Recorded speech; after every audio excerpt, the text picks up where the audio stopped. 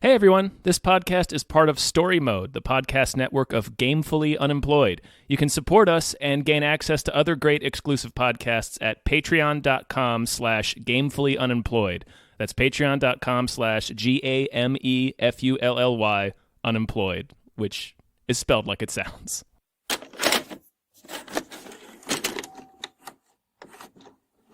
Yeah. Hi, everybody. Hey everyone. My name is David Bell. And mine is Tom Ryman. Yes, it is. That's true. Also, we just watched Dark Phoenix. Phoenix! Look. You're special, Jean. And if you stop fighting that force inside you, if you embrace it, you will possess the very power of a god. It's Wesley Snipes' character in Demolition Man. That's what I was doing. Oh, okay. Yeah. All right. Do you want to start? I have two things. I have two statements I want to make about this movie. Okay. Let me have it. Let me have it with both barrels. One is that I liked the movie. Uh-huh. The other is that I'm very disappointed in critics for promising me a hilariously bad movie, because I don't think this movie was that bad, and that disappointed me. Yeah, I think this is the best X-Men movie since First Class, which admittedly isn't saying much. No, but for people who need the context, this is at about a 20% from critics on Rotten Tomatoes. Yeah.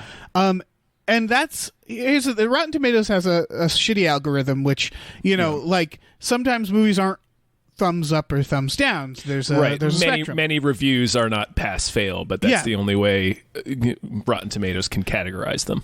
Right. And like often there'll be this weird like problem between the critics and the audiences, where the critics will give it way too low and the audience will be like, it's the best movie ever. And like it's usually somewhere in between. Usually I agree with critics. In this case, I agree the audience score is about 65%. And that's exactly. That seems about right. Yeah. It's not a bad movie. No, there's nothing hilariously bad about this movie except for the fast and loose way that they treat space. Yes. In the very beginning. Oh yeah, for sure. But I was reading a tweet by someone who called this movie like incomprehensible and said was talking about how it's incoherent. This is so incoherent. And they said that there was one scene, a big set piece dedicated to crossing a street. And it's like, how crazy is that? And I was like, that sounds fucking nuts. I can't wait to see it. Then you watch the movie and it's like, no, it's an action scene that takes place in a street. Yes. Yes, they're trying to get from one side of it to the other, but it's not like that's a really... it's been very misrepresented. That is like cheekily reductive. It's like it's a action sequence that takes place in front of a building. Yes, exactly. And it's not a great action sequence. Again, this movie, it's weird because I shouldn't have to be defending it because it's not amazing. But there are some pretty glaring problems with it. But. Yeah. I just went into this movie expecting gibberish because that's what the critics seem to be saying it was. I thought it was going to be batshit. And it was just like, no, this is just like a pretty good X-Men movie. It's actually, there's actually shit about it I really liked. The music, for example, I thought was really good. The editing, I thought was really good. A lot of the look of it, I thought was like the cinematography. This is kind of a new director. He's a producer. Good-looking movie. The director, I want to point out, Simon Kinberg, is the guy that wrote X-Men: The Last Stand. Oof. Yeah, I mean, I will say that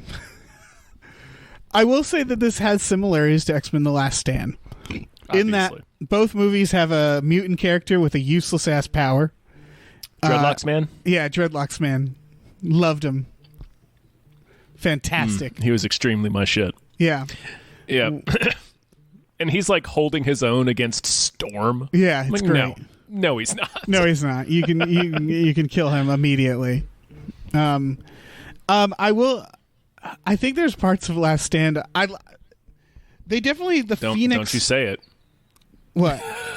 Yeah, I thought you were about to say there's parts of Last Stand that are better than this movie. Well, no, it's not that their parts are. It's that, like, I thought the Dark Phoenix was scarier in The Last Stand in the sense that she killed more innocent people. Yeah, they treated the storyline very different in this movie. Yes. Signaled first by the fact that there's a villain in the film and it's not Phoenix. Yes. That was a little... I don't know how I feel about that. Well... I get it. Yeah, it's kind of like antithetical to the original Chris Claremont comic book storyline. Right. Where it's the whole point is that she's the villain, but an unwilling party to it. And so, like, she heroically destroys herself to also destroy the entity, which they have not been able to do yet. Well, actually, no, they do it in this one. Yeah. So that's better. They had to have her boyfriend Wolverine kill her in The Last Stand. Right. But they didn't have Wolverine in this one. There's no Wolverine. Thank God. This, by the way, that is one thing. This was pointed out to me walking out. Just some weirdo who felt the need to talk to me, which Jesus. I was not into that. Yeah, but she pointed out that, like, this fucks up the timeline, doesn't it? And it's like, oh yeah, it does, because Jean Grey is in the original X-Men, which are sort of still this, right? Like Days of Future Past. Only if you consider Days of Future Past, and that's the same timeline as this. Yeah. Is like, it doesn't make sense. That was a bad movie. Yes. And what, Days of Future Past? Yes. This is hard because judging X-Men films, it's a challenge because most of them are bad. This is why I was saying at the start of this, I like this movie, but also, it's not as bad, because that to me is two different things, because I like all the X-Men movies. That doesn't make them good, you know? Mm-hmm. For sure. So, like, I like all the Jaws sequels. Exactly. So I like Days of Future Past, but I can see how it might be a bad movie. The ending really... Yeah, it was just Bryan Singer trying to be like, no, these are my movies, and everything that happened before is no longer counts. And it's like, no, stop it. Yeah, there was definitely a tug of war. Yeah, it's hard to consider placing these movies in the original timeline hurts them. Yes. So but they I choose not to. But they are technically. I don't know. It's madness. Yes. Because then there's also, like, the Deadpool timeline, and the fact that these X-Men exist in the Deadpool movies, which means, like, Colossus doesn't make sense anymore. I don't know. I can't even begin to figure out the timeline. No, you have to just not. These movies, like the First Class movies, barely hang together just on their own. So, like, if you're trying to connect all the X-Men movies, it's a fool's errand. Right. And I think that's the saddest part about this movie to me, is that it's not that this movie's bad, it's that the series has been such a calamity up until this point that Dark Phoenix should be a bigger deal. Well, it should be their end game. Yeah, it should be. And they didn't establish Jean Grey as a character, which is the biggest problem with this film. Yeah, she shows up one film before, and it's like, hi, I'm Jean Grey. Oh, and I'm Dark Phoenix. In a small role. Yeah. And in this movie, we're never given a sense, really, of her character. No. It's not really... it doesn't feel about her. No, this movie is about how the men in her life feel about her. Yes. Yes, big issue with this movie. Yeah. Especially since they try to point it out. They have the "you should be called X-woman" line, which I was like, oh, that's fun. But then they didn't commit to that. Yeah, and they do the thing where they name the school after her at the end, which was kind of cool.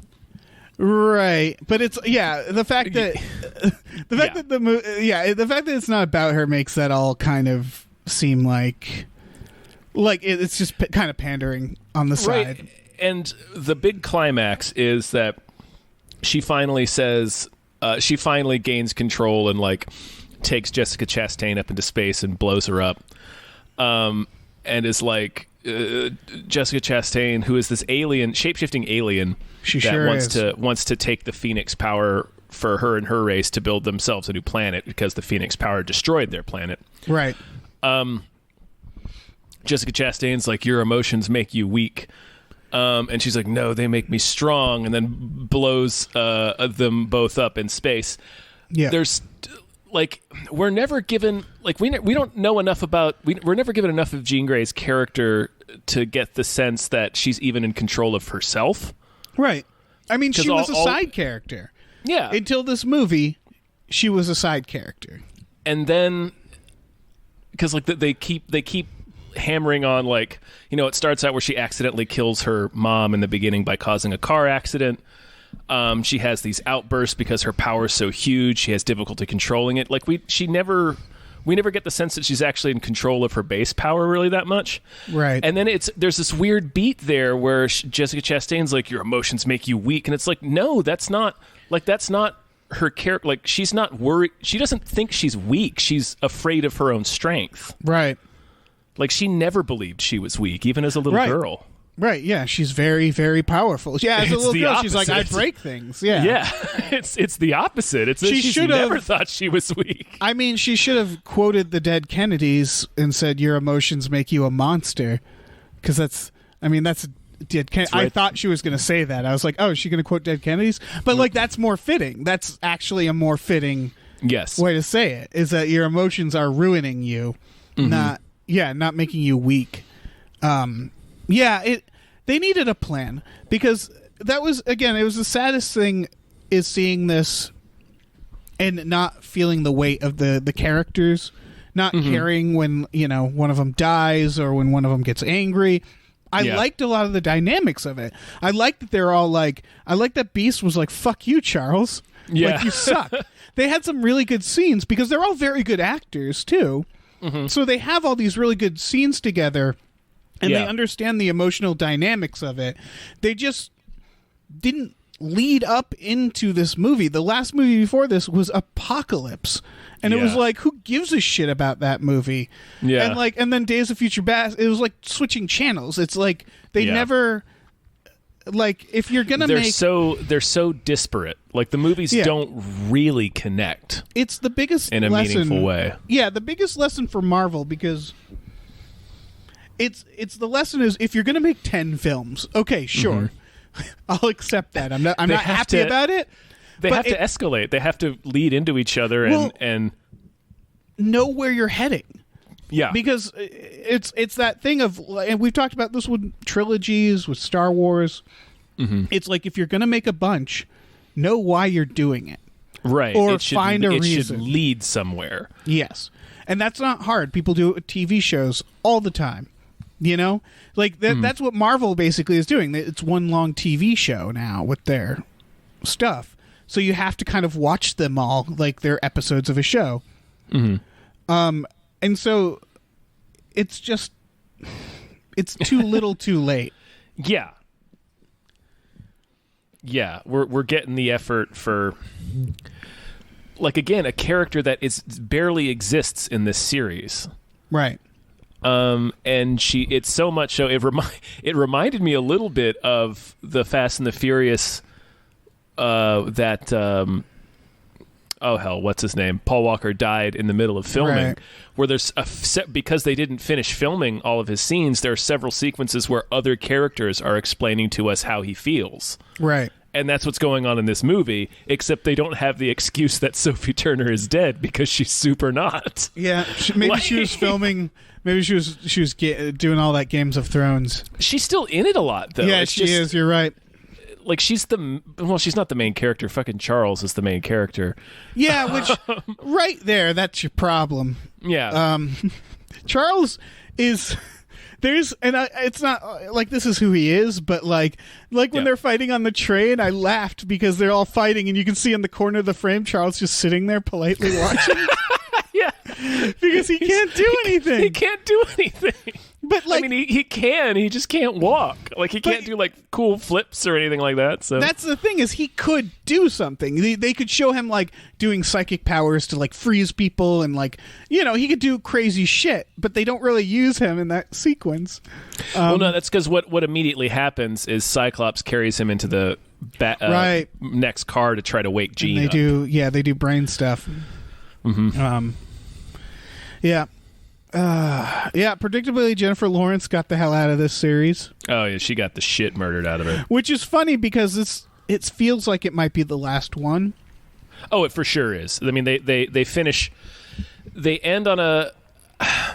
They end with Jean explodes, but at the very end you see the Phoenix in the sky, so it's like, oh, maybe she's not dead.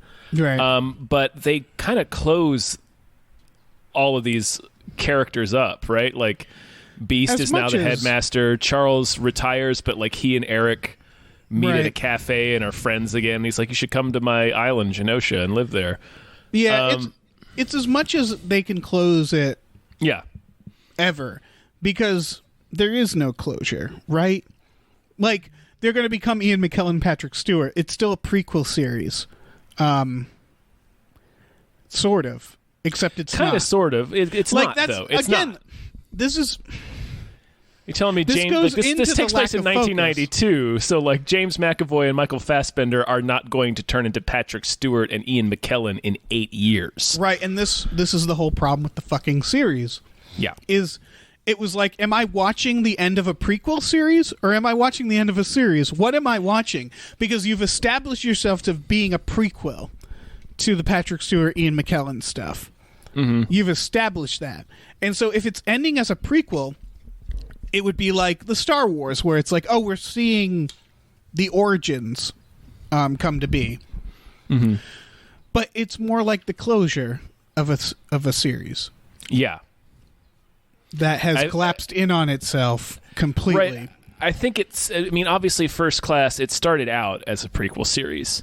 Mm-hmm. I think they sort of abandoned that idea. Well, yeah. Rightfully so. It just needed Days to be of its Future own Past thing. was still prequel, but then I think they also... I feel like, and this is probably why Jennifer Lawrence quit, like, or wanted to be killed off. Assuming she wanted that. I've just been assuming that about her. But I think they keep thinking every movie is the last one. Like, I don't know. I think Days of Future Past, I think when they made that, they're like, okay, we're done. Like, that felt like they were trying to... they were going to do, like... It ends with a lead into Apocalypse, though. Oh, God, you're right. Mm-hmm. God damn. They planned it. They planned it enough to have post-credit sequences. Mm-hmm. This is a mess. But the post-credit sequence in Apocalypse is a nod to Mr. Sinister, and that's not what this movie is. No, they lost that thread. I think it might be the New Mutants, or was he in Logan? No. The Essex Corporation was in Logan, but Mr. Sinister himself doesn't show up. Right. And he was in the New Mutants, but they have taken him out in the reshoots. Right. So I think they were trying to... Like, I think what happened is Fox saw more potential in spin-offs for a brief moment.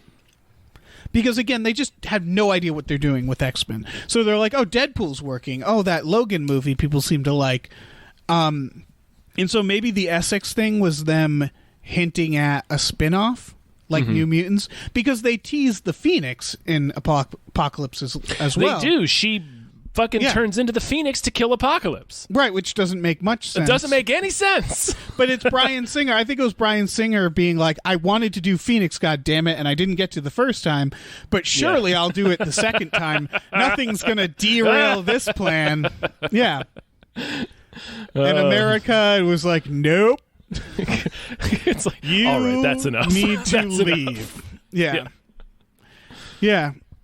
It's I mean, it's not much, but that's something. The fact that he never gets to do Phoenix. Yeah. But yeah, and so I think it's just, I think there was just no one keeping track of any of this, of the canon, of where they were going. No. It's kind of like the Star Wars, but... Very, very much like the Star Wars. Yeah. But the people are more forgiving of the Star Wars, or there's more fans, or They've been a little more Yeah. careful. Like I don't like most of the Star Wars, but they're at least trying to keep it consistent. Somewhat, yeah. Somewhat. Where they're not completely retconning what happened in the last film because they didn't have a plan for 3 movies. Yeah. What happened in this movie, Tom? Well, they go to space to save some astronauts. Oh, right. Which is the opening 10 minutes are the most hilarious portion of the movie. So for a moment there, I was like, ooh, this might be really bad.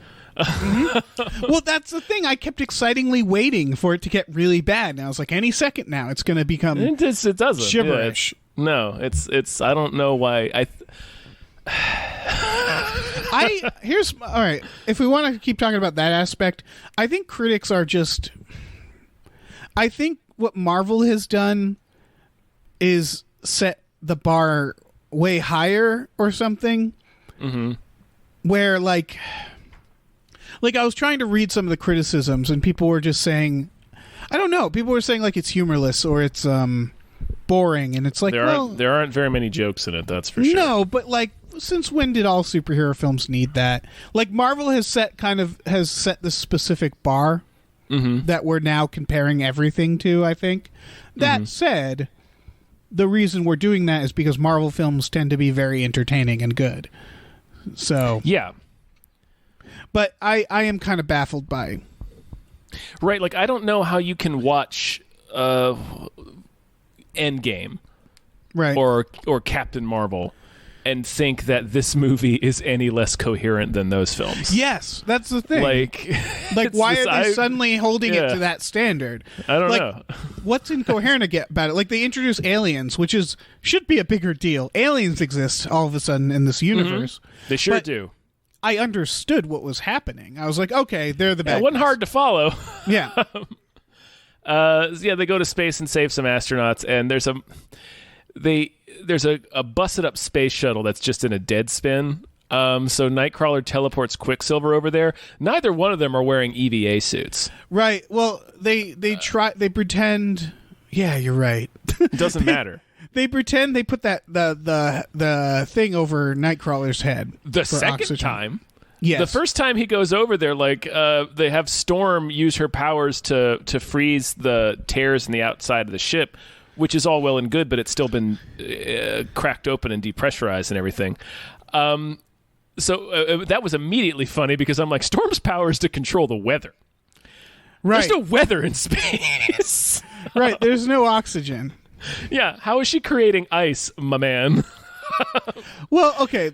Yeah. But okay. 'cause that's not what she does. She's not that's Iceman. true. She controls the weather. She doesn't create weather. No. Well, I Yeah. mean, she can create and direct weather patterns. No, but I mean, but she can't needs create ice atmosphere. from her hand. Right. She needs the atmosphere. Yeah. So he teleports. Nightcrawler and Quicksilver teleport in there and get all the astronauts out. And then the second time, when they have to go back in and get the shuttle commander, Quicksilver tapes a space helmet on Nightcrawler's head, and that's it. Yeah. I mean, his hands are still exposed. That was some lazy the lazy rest shit. of his Yeah, body is you can see his exposed. hands. You can see his hands. And Also- he teleports Jean over there, and Jean is fine.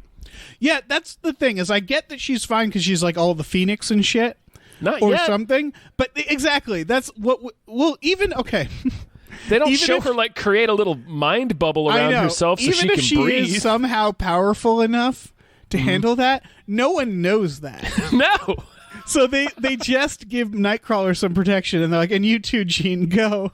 Yeah, that was fucking weird. That whole space sequence is like, and then they land, and like, Professor X has a phone directly to the, like, he picks up the phone, "Hello, Mr. President." Yeah. The first 10 minutes of this movie are fucking wild. Yeah, the first 10 minutes are what I thought the rest of the movie was going to be. Yeah, it's very Thunderbirds in the first 10 minutes.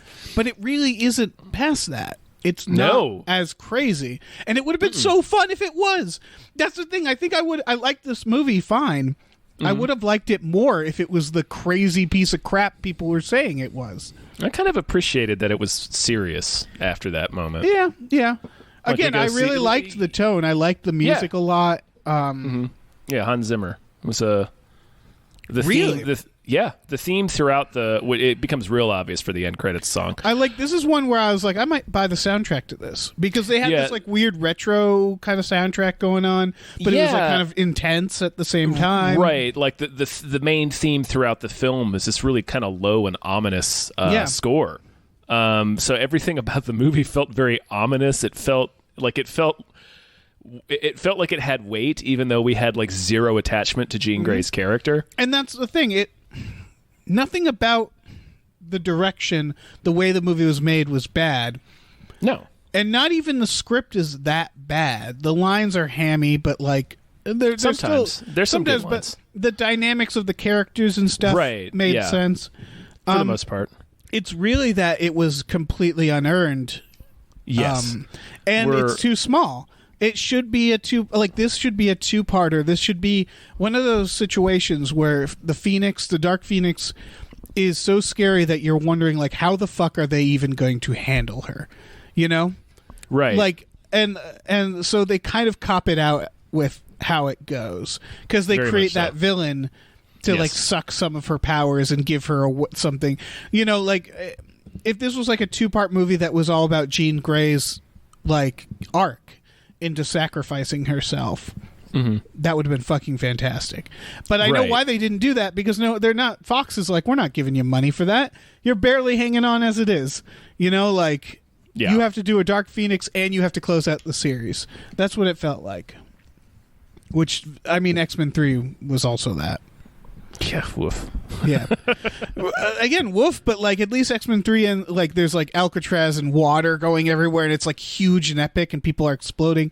This one, like I liked the ending. I liked the look of it all, but it didn't feel like the world was in danger at any point. No, not really. Not like Apocalypse had a bigger ending. Apocalypse was a bigger threat, it seemed. Yeah.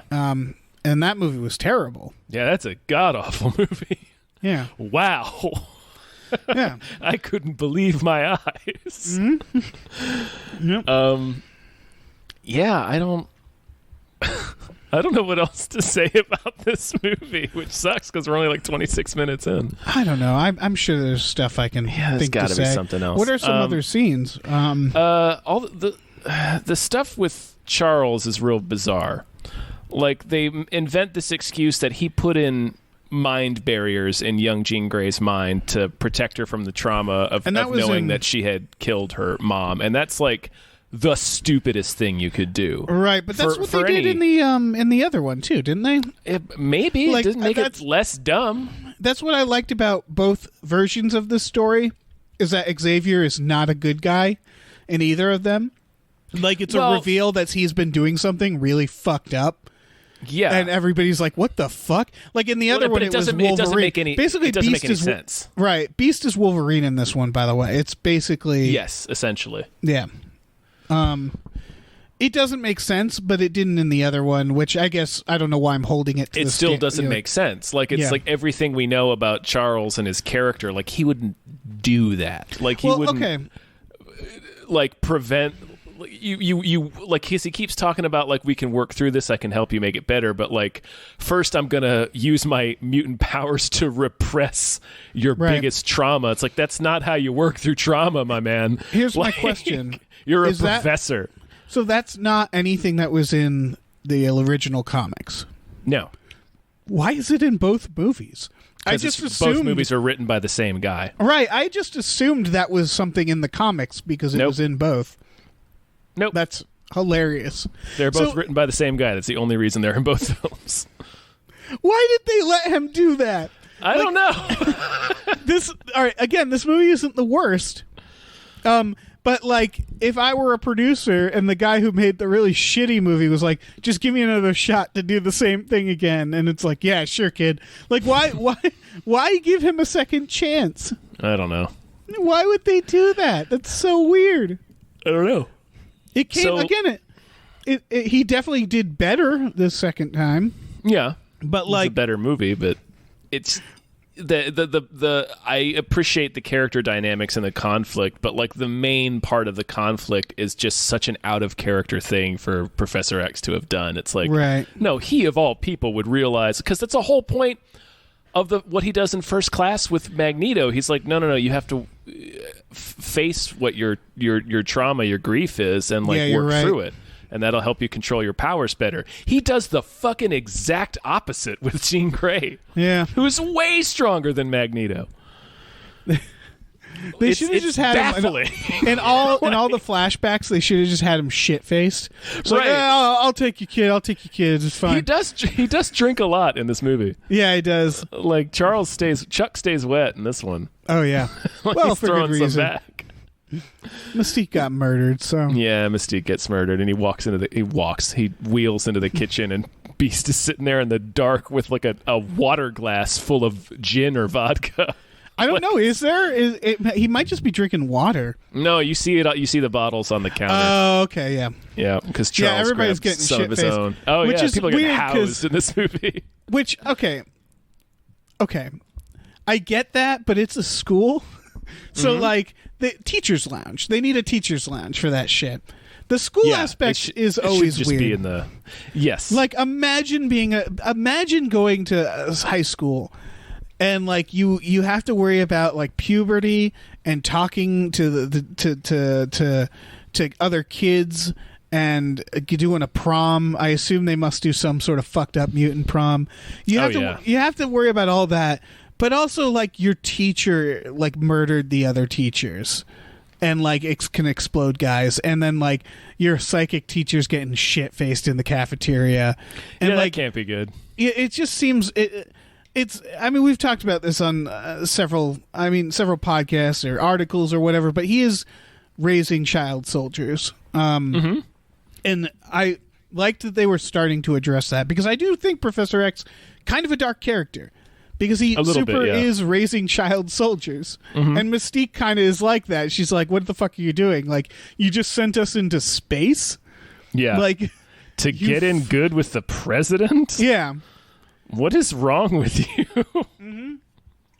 And there's definitely an element. I think I might have wrote about this on Cracked, is that the third X-Men shows that parents exist. Like, these aren't all orphans. Like, there's a scene where the second one does. Like, the parents are picking them up and dropping them off, and it's like, what do those parents think about any of this?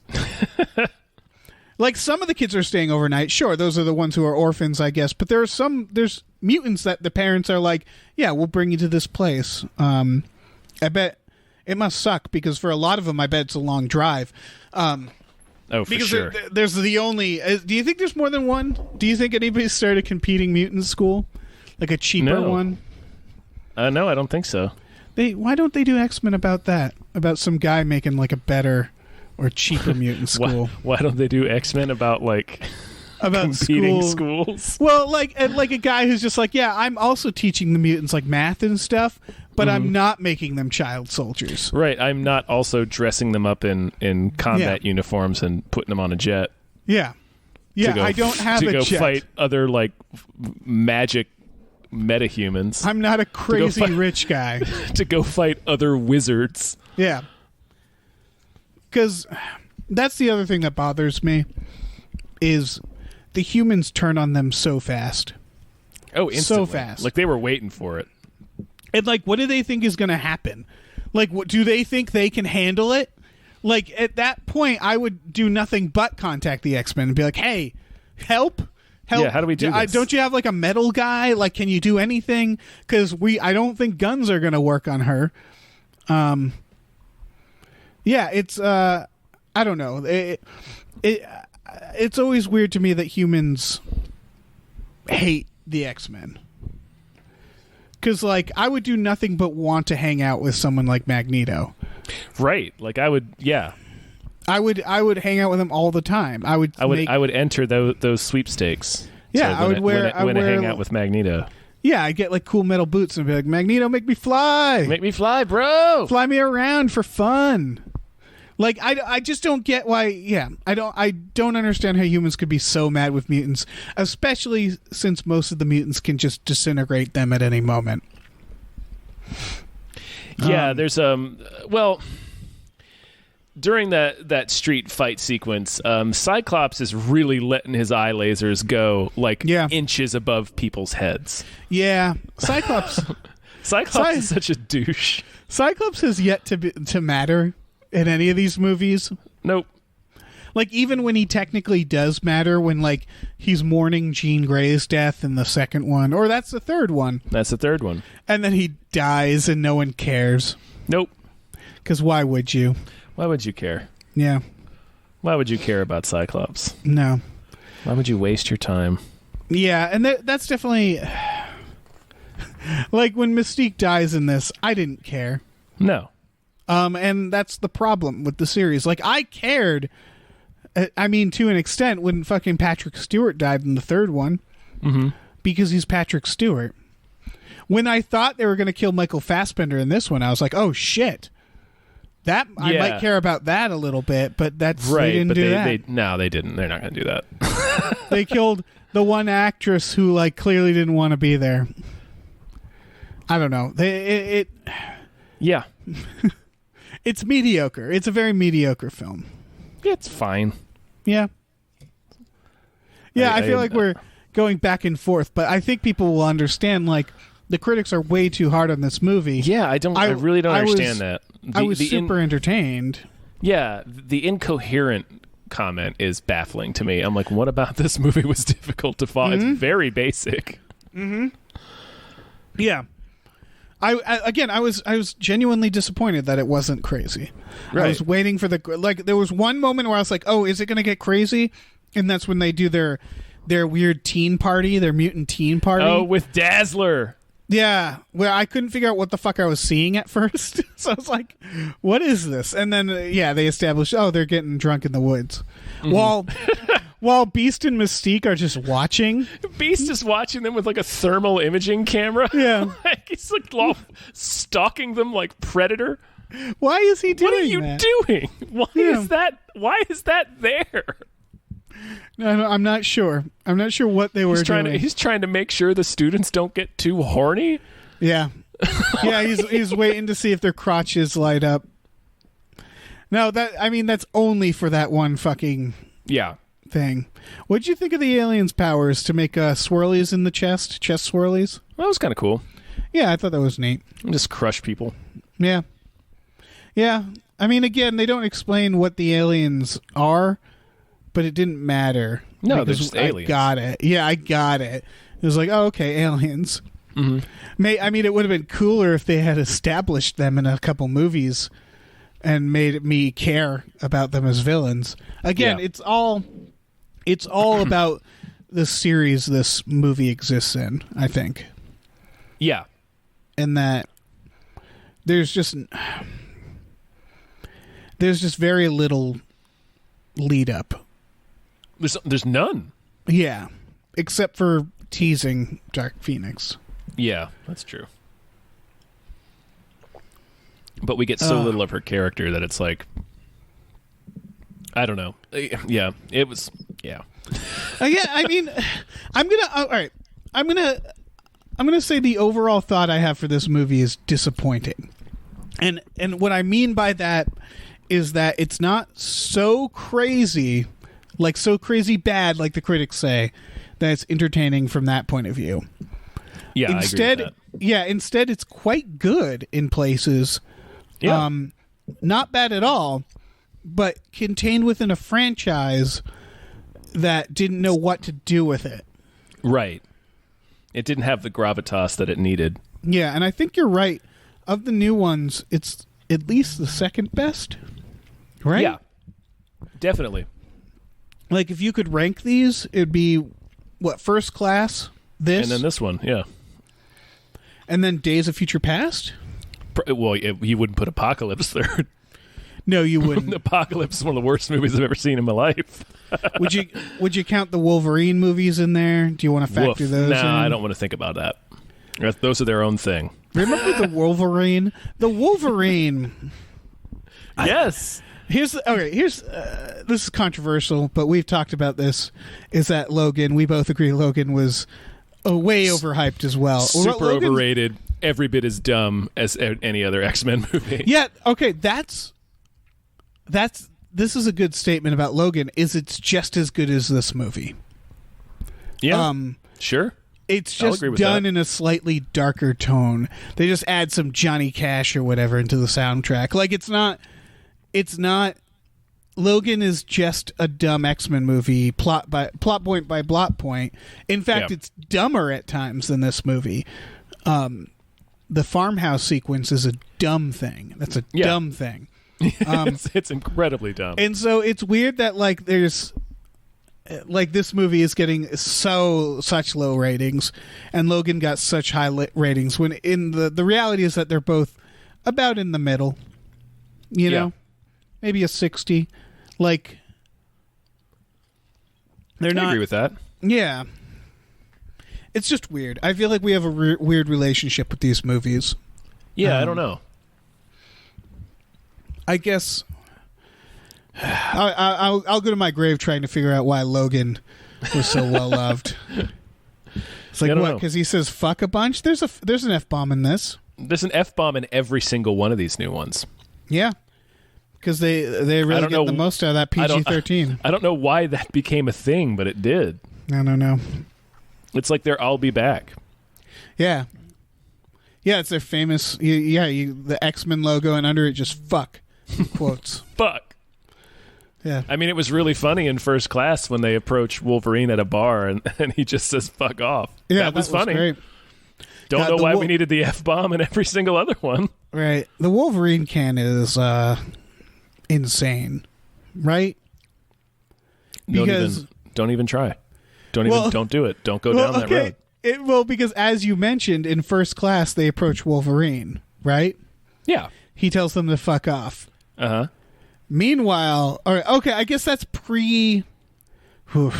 because then in Apocalypse, he escapes Stryker's lab. So I guess he could have been kidnapped by Stryker before. Or he is. He is at the end of. He is kidnapped by Stryker at the end of Days of Future Past. You're right. He is. But Stryker is Mystique in that part. Don't they show like the eyes? It's Mystique. Maybe. This is baffling. Is Mystique trying to reset the timeline? I got to go back and look at that. I got to watch Days of Future Past again. I love trying to figure out the canon of these movies, specifically because I know that the writers didn't. No, they're like Bond movies. They don't really connect. No, they don't. But like I think I wrote an article for Cracked linking Prometheus, Aliens, Predators, and the Alien versus Predator stuff together.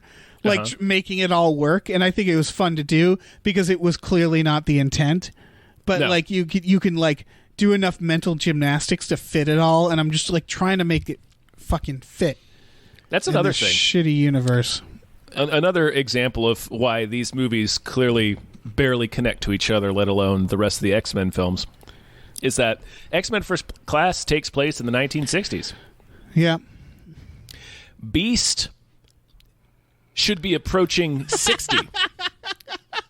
Doesn't look any different.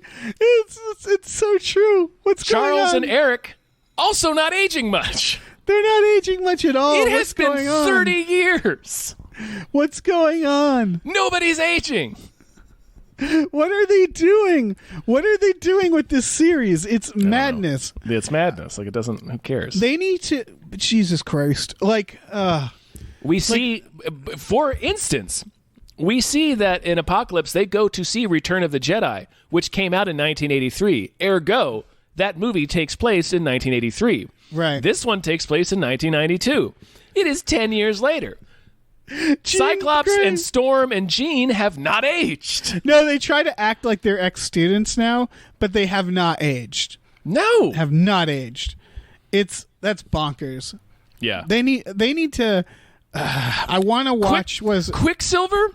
Fucking Quicksilver was like a teen living with his mom in the 70s, and he looks the fucking same. Yeah. I like how they went ahead and took him out as Quicksilver is that thing of every movie with him in it has to figure out how to not have him in it.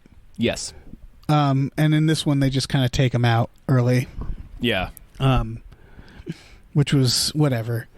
God, these movies. I mean, we still can expect New Mutants, right? Presumably. And that's unrelated to this series. Correct. Okay.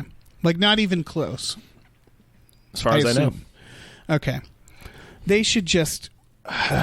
like, I'm okay with them doing what Sony did with Spider-Man. I'm okay with Fox being like, all right, well, Disney, you own us. Let's wait a year and let's just reintroduce them. See what happens. Yeah. Yeah. Fucking who gives a shit? And you know what? Make them their own separate movie, and then audiences will cream themselves when they do like the one where Spider-Man shows up. You know, like that sort of thing where like do it the way they did Guardians of the Galaxy, where it's like separate fucking movies. Just reestablish the X-Men universe. Make fucking 10 more. I don't give a shit. I don't know. Yeah, who cares? Who cares? That's what this one should have been called. X-Men, who cares? Who cares? Who cares? Yeah. Yeah, I would say if you're like me and for some reason you like, here's the thing. I grew up on the animated series. I never read an X-Men comic in my life. I don't feel anything about any of it. But I can't stop watching the movies. I don't know why though. I enjoy every single one. So if you feel that same way, this movie isn't going to hurt you. You know, you're going to enjoy it. Yeah, I mean, it really isn't bad. Yeah, I don't understand. If you liked First Class, you'll probably like this one. If you liked First Class and thought the other one sucked, you still might like this one. This one is closer in tone and execution to First Class. First Class is better, no question. But yeah, I don't know. This wasn't bad. It's a small scale in terms of action, I guess.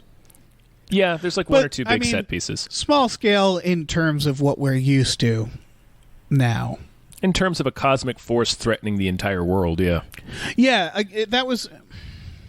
Again, it should have been their end game. It should have been like an army of people taking her on, but they clearly couldn't do that. So instead, it's a train. It's a train. It's a train. It's a pretty cool sequence on a train, but it's a pretty cool train sequence. But I did have that moment watching it of being like, "Oh no, is this it? Is this the final sequence? This is the end." Yeah. Yeah. Are we going to be on this train for the rest of the movie? Oh shit! No, we get to a train yard. That's true. Yeah. And then briefly into space. Briefly in space. Yeah.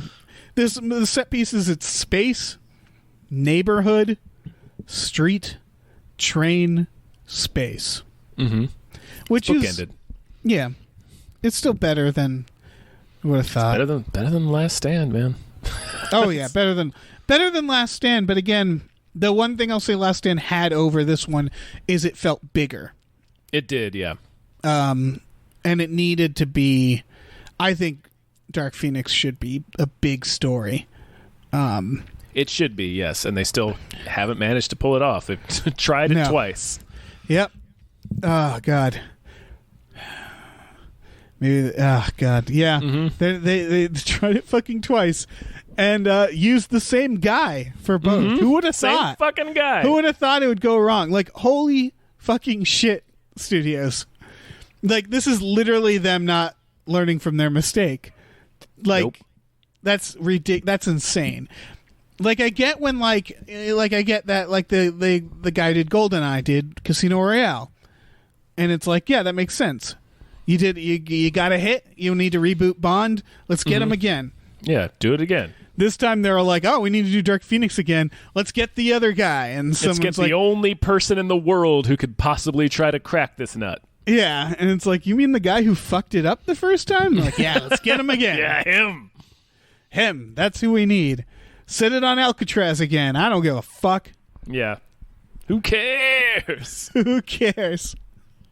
Oh, my God. Yeah, I now thinking of, like, when she disintegrates people in this one, it's the exact same thing she does in the third. Like, because, it's the same fucking guy making it. Which, again... He definitely did better this time. Yeah, I guess. Yeah, maybe if they let him do a third one, that he'll finally get it right. He'll get marginally better each time. Yeah. So we can look forward to a slightly better version of the Dark Phoenix story in another 15 years. It's insane that we allow movies to take so many mulligans now. Like, we don't have a choice. I mean, we can not see it. That's all we can do. Yeah. We can't stop them from making this shit. On principle. Because, like, it's like those Amazing Spider-Mans. And when they were like, we're making a new one. And, like, on principle, it's like, no, you shouldn't get to make a new one. You shouldn't get to. You're done. Like, it should be like there should be a cooldown, like when you die too many times in a video game. Yes. Where it's like, okay, you're in timeout for at least 10 years. You know? Yeah. But it worked. That's the problem, is that then when they rebooted Spider-Man, it was like, there we go. We got it. Yeah, this guy's good. Yeah.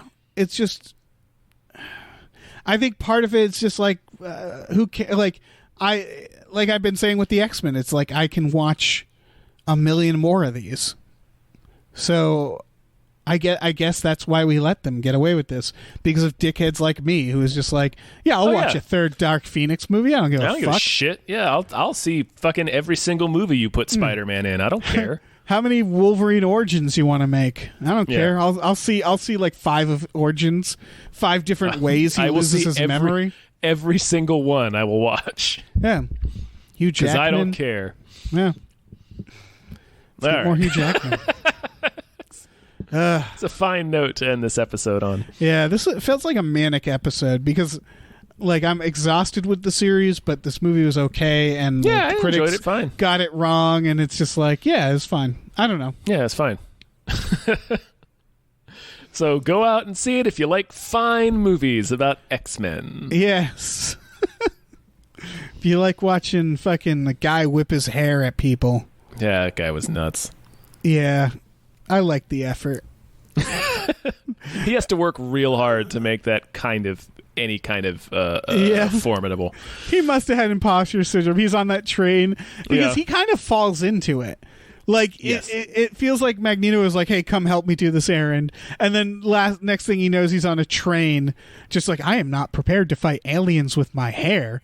Like, but I guess I'll give it a shot. Yeah, I guess I'm going to give it a shot. Oh, I'm dead. He dies, right? Spoilers. Hair guy dies. I don't think so. I can't remember. I don't know. I do not remember his fate. No. His psychic lady dies. She gets thrown out of the train. Yeah, she gets, like, grabbed by the head. And pulled out, and she was psychic-ish, wasn't she? Yeah, ish. Like, I felt like Magneto was like, I don't want another bald psychic friend, and then ran into her and was like, God damn it, how psychic are you? Yeah, and she was like, I'm only a little psychic, and he's like, I have all a right. sign on me? Yeah. What the fuck is happening? Yeah. Okay. Well, that's a sode. Yeah, let's get out of here. Dave, what do we got going on? We got a Patreon. We do. It's patreon.com/gamefullyunemployed. You can check it out. If you subscribe to us, you get some exclusive podcasts, like Tom and Jeff Watch Batman and Fox Mulder is a Maniac. They're 2 shows about exactly what they sound like they're about. Yeah. We got a TeePublic, tpublic.com/gamefully, /store/gamefullyunemployed. I never plug our Twitter.